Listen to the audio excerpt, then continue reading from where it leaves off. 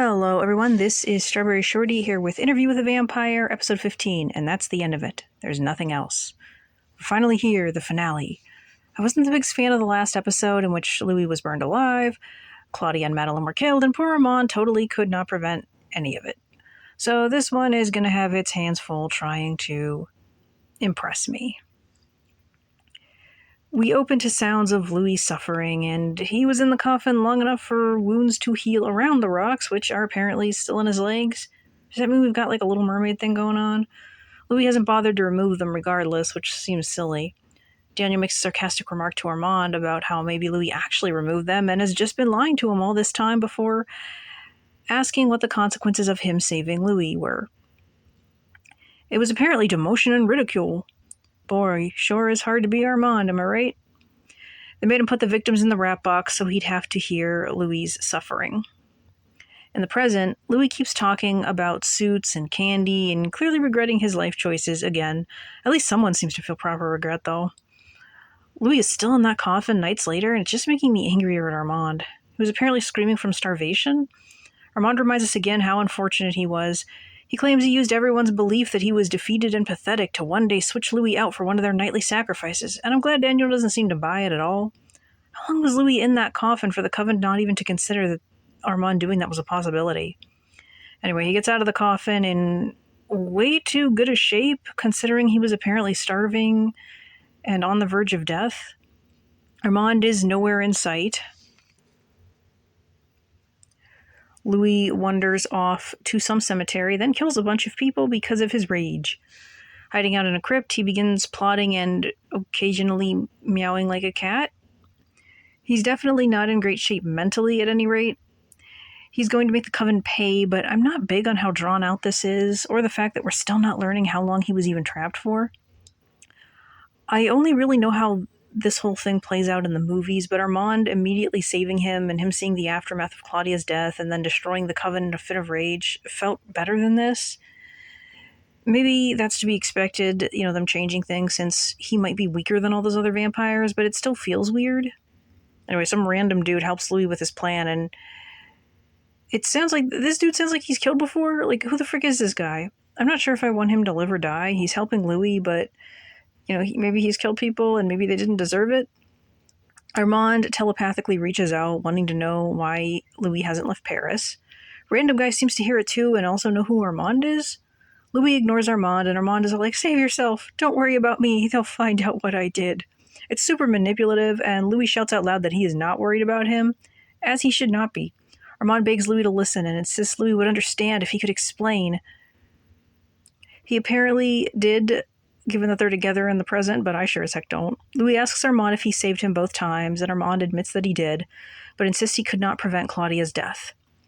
Louis does not want to hear it, but basically tells Armand, "Some of you are cool, don't go to the theater tomorrow after curfew." Daniel asks Armand if he knew Louis was going to burn the theater down, and can't believe that Louis warned Armand. He's messaging that Raglan guy wanting to see something.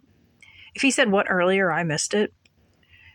Daniel asks Armand about not warning the Coven, learning his feelings were complicated towards them. Armand, as usual, is all excuses.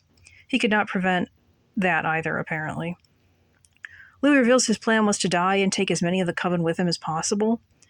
He's easily able to go inside the theater and pour gas everywhere, while this music plays that reminds me of this old NES game. The Embassy one with the spotlights, I think. Anyway, Louis starts the fire and saves Claudia's diaries. I'm not sure what he's planning to do with them. We hear the vampire screaming, but see nothing. 4 vampires managed to escape, and Armand was not there. I guess Louis forgot his plan to die right then and there because he leaves the theater. He apparently planned for some people to escape, so the 2 female vampires who try to get away on their bikes die arguing about who set the fire. Santiago is revealed to be one of the escapees and is currently making his way through the sewers. I'm glad about that, not because I wanted him to live at this point, but because just having him die unseen among the flames would have been lame. He's furious upon realizing the girls died, and Louis confronts him telepathically, calling him Francis? Is that his real name? Santiago expects Armand is with him, But Louis is just like, we broke up, which Santiago doesn't believe. He doesn't like Louis expressing his hatred for Armand due to his role in what happened to Claudia, and Santiago demands his credit, insisting it was all him. I like this better than Armand's constant insisting he was innocent and helpless. Louis tells Santiago to come to him, while Santiago talks more about how they used Claudia's ashes as eyeshadow, put them in the popcorn, and he slept with them and spit in them, and he did other things with them, but I will spare you those details. Santiago is furious and hates being called Francis. Him and Louis get into some weird man-off, talking about gross body stuff. Louis seems to know all about Santiago's past, and his mocking works. Santiago turns up only to be immediately beheaded by Louis. Ended up being a little underwhelming after all. And we still have so much time left. Did Louis even burn him? In the present, Rashid brings some stuff to the group, including the paper Daniel asked for this morning, which is clearly code. Louis talks about how he was left alone and angry, again having forgotten that he planned to die. Armand is there with him, and Louis wants to know when the lies started. It was apparently the night of Madeleine's transformation. Armand returned to the coven to find everyone waiting for him and realized he was being expected to choose between his coven and Louis. He couldn't count on Louis's love, thus his choice. He hated the coven, so this just seems ridiculous. Armand could have just warned him and sent the whole group out of the country. Like, how easily he could have prevented everything doesn't stop him from telling Louis he'll try and make it up to him. While Louis tells him he never will. He still goes to sleep with Armand in the vicinity, which I sure as heck wouldn't do. I'd probably be maddest at Armand, honestly. We cut to Lestat, who seems to be talking to himself. Louis shows up, despite having just said he was going to sleep. Armand is with him. Lestat knows he destroyed the coven, but notes Armand hasn't been killed. Louis is very angry about Lestat going so far to be involved in and rehearse a play that would get Claudia killed, which I'm not entirely sure is fair. I mean, from Lestat's perspective, at the very least, she tried to kill him. And it annoys me that Armand, who is way more responsible, is just getting a pass. Lestat tries to bring up the laws, but Louis shuts down his excuses immediately, pointing out that Lestat never followed any laws. I'd have added that Lestat also never told them about said laws, but whatever. Louis reveals he's there to kill Lestat, and Armand plans to help. When mentioning how he has Magnus's blood doesn't deter the latter, he mentions how he also has Akasha's blood. Now, I know who that is, but obviously can't say that here. No book spoilers. Lestat makes it clear they can't burn him unless he wants it, which he doesn't. Louis decides to kill Lestat by kissing Armand, and it was all I could do not to laugh at this scene. It's the most awkward kiss and not at all believable. Louis says they're going to spend the rest of their lives together, and I'm not sure who is punishing who anymore.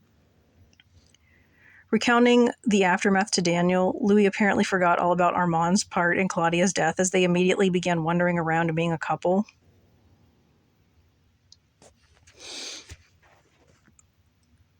Louis says that's the end of his story, but there's still more than 30 minutes left of this episode, so it clearly isn't. I really hope the next words out of Daniel's mouth are calling shenanigans. He pulls out the envelope hidden in the newspaper right in front of the other two, but they say nothing. Inside are some papers Raglan wrote something on, but I can't read his handwriting. Armand tells Louis that Lestat did love him, and thank you, Armand, for letting me know my abuser really did love me. Means a lot. Anyway, Daniel wants to ask follow-up questions. I feel like some of the stuff he's referencing is from way back, to the point where I don't even remember it. He points out how Louis had mentioned Lestat telepathically telling him something, which shouldn't have been possible since Lestat was his maker. This gets hand-waved away. We finally learn who the fourth person that allegedly escaped the fire was, Sam, and he's apparently still alive and a DJ, and Louis has totally moved past his role in what happened. Time heals, he says. But there's another inconsistency about Sam. He was guarding Armand and yet also helping bury Louis at the same time. More hand-waving. Then we get to the big one. Daniel confirms that when Louis and Lestat were together in New Orleans, Lestat used his power to mess with the minds of about 30 people. He points out how Lestat could have also intervened in the theater that night, and it's odd that he didn't, considering Armand just revealed that he really did love Louis. They both try to usher things into the dining room where something special is waiting for Daniel, but he doesn't relent. Instead, we learn what he got his hands on. Sam's script, complete with notes for how to make the trial more effective. Notes I'm willing to bet were written by Armand, who suddenly seems a lot more nervous. Daniel gives the script to Louis, and... oh my gosh, I lost my place. And there are a lot of notes. We get a flashback to a rehearsal where Armand is actively participating.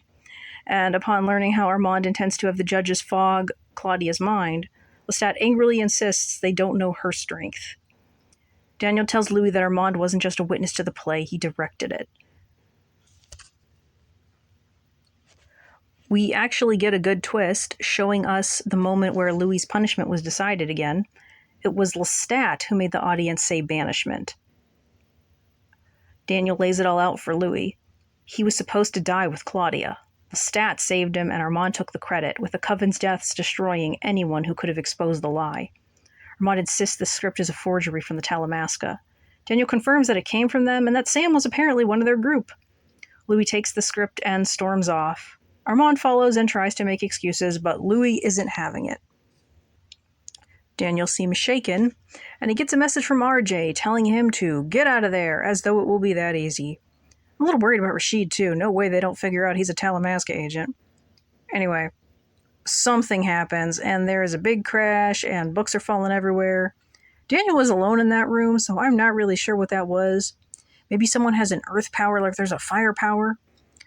Daniel suddenly goes looking for Rashid, and finds out that Armand has been slammed into a wall by Louis. I'm not big on domestic abuse, but Armand totally deserved that. Daniel realizes Rashid left after giving him the newspaper. Smart man. I'm curious where this is going to go. We still have so much time left.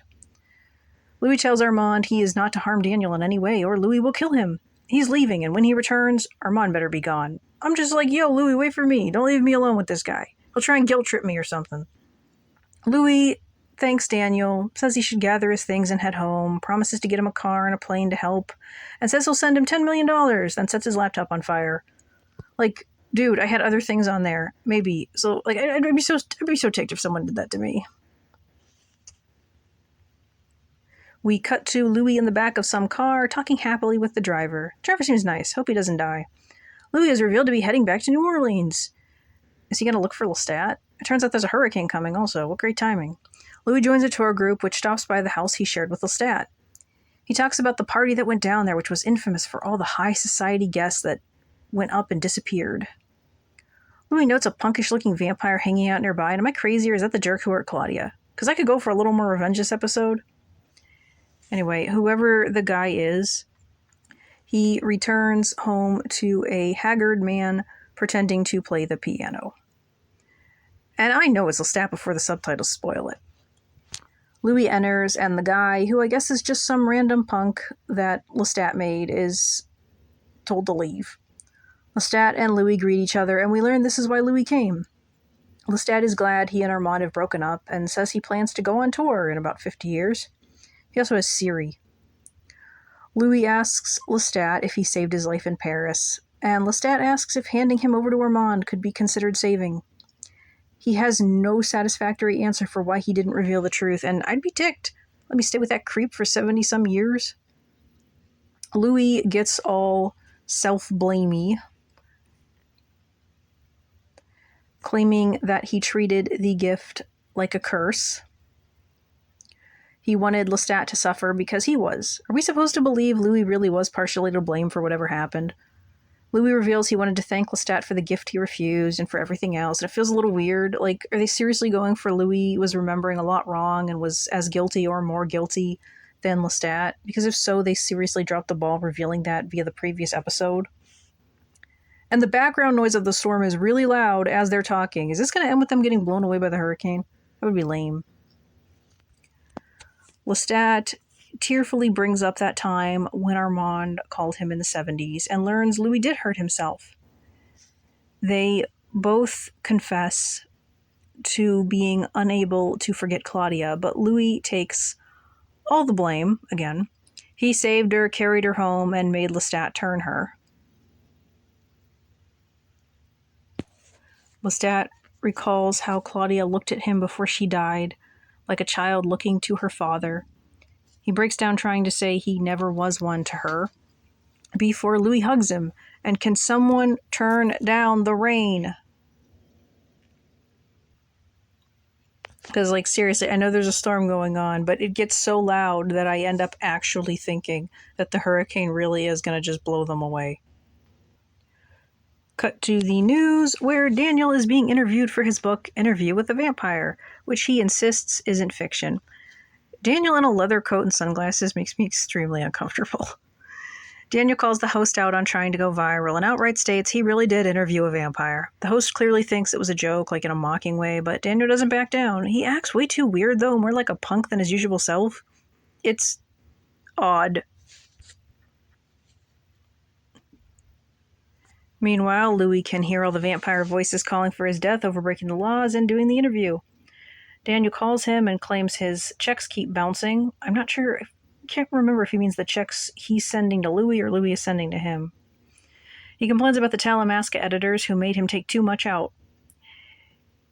I'm not sure how that happened. Wasn't that what getting those people was supposed to avoid? He promises no editors for the next book. Louis says there won't be one and shouldn't have been a first one, even though it let him finally learn the truth.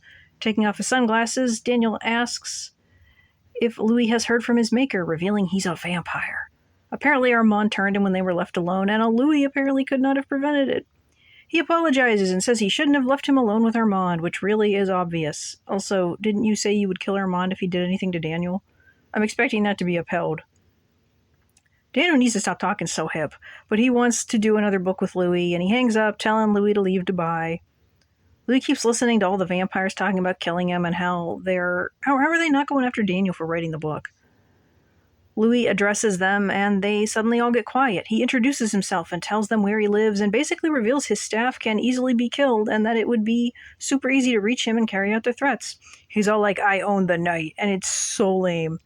At least one of them is going to kill him, or try, it's a given. And that's how we end it. Not a good final scene.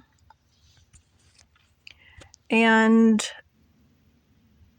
yeah, I liked the Lestat reveal, but thought the trial episode was a bad way to convey that he wasn't as guilty as Louis thought. Louis stupidly left Daniel alone with Armand, and then Daniel became a completely different character.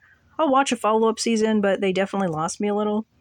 But what did you think? Let me know your thoughts in the comments. Thank you so much for watching. Sorry for the subtitles that have apparently randomly appeared. I had those turned off. And I'll catch you next time. Bye.